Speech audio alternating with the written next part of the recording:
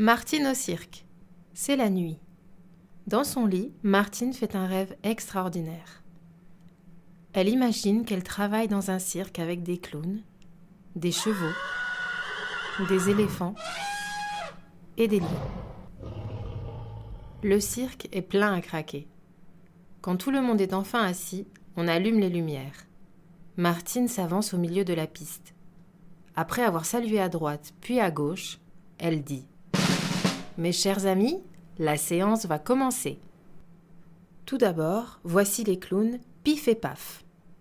Je vais raconter l'histoire de l'éléphant qui a perdu ses oreilles en se baignant dans la rivière, dit Pif. Tout le monde l'écoute en riant. Martine, elle, montre sa poupée qui marche toute seule. Quel succès! Vite, il faut changer de costume en coulisses. Il y a des robes, des vestes, des rubans. Martine n'a que l'embarras du choix. Il y a même un chapeau pour Patapouf. Martine a préparé un nouveau numéro. Elle roule autour de la piste sur sa jolie bicyclette, pendant que Patapouf se tient en équilibre sur le guidon. Le public, plein d'admiration, les applaudit très fort. Après la bicyclette, Martine enfile ses patins. Patapouf aimerait bien les essayer, mais il paraît qu'on n'a jamais vu un chien à roulettes, pas même au cirque. Mais plus tard, quand tout le monde dormira, il fera quelques tours de piste. Promis juré.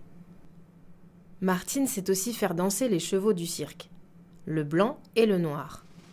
Ces chevaux marchent au son du tambour comme des soldats. Ils saluent la foule de la tête tant ils sont polis et bien élevés. C'est maintenant l'heure de l'entracte. Martine en profite pour vendre des friandises. Pour l'occasion, elle porte une casquette et un uniforme avec des galons. La pause est terminée. Place maintenant au spectacle des équilibristes. On tend un câble au-dessus de la piste et dans un roulement de tambour, Martine se met à danser sur le fil.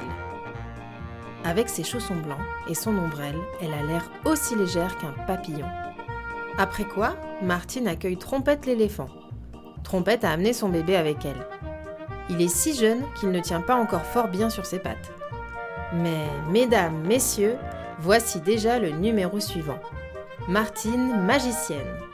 Grâce à sa baguette magique, Martine fait apparaître un lapin, une colombe et tout un tas d'objets hors de son chapeau.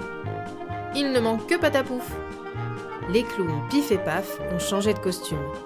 Nous allons jouer de la musique, dit Pif. Pour Martine et tous nos amis, ajoute Paf.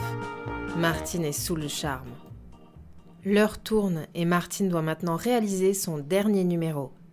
Comme elle aime beaucoup les lions, elle entre sans hésiter dans la cage. « Debout, fainéant !» crie-t-elle en faisant claquer son fouet. La séance est malheureusement déjà terminée. Tout le monde s'est bien amusé. Le public est ravi. Un garçon offre un bouquet de fleurs à Martine. Patapouf, quant à lui, reçoit un joli ruban vert. Après la représentation, Martine rejoint son ami l'ours Martin. Il est en train de regarder le journal. « Parle-t-on de notre spectacle ?» demande Martine.